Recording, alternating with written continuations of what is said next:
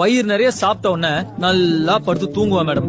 Madam, இந்த சாப்பிட்டதுக்கு அப்புறம் மத்தியானம் தூங்குற சுகம் இருக்கே, இந்த வெட்டியா இருக்கிறதெல்லாம் ஒரு தனி டேலண்ட் மேடம். எல்லாராலையும் முடியாது.